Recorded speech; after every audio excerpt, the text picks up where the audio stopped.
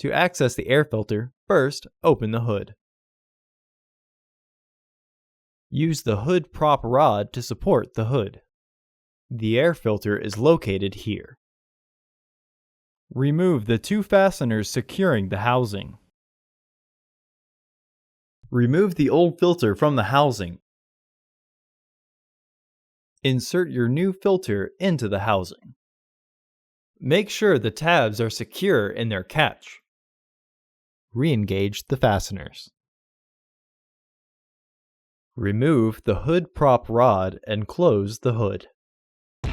Order your parts today at filterheads.com. Also, please like our video and subscribe to our channel so you won't miss any new content.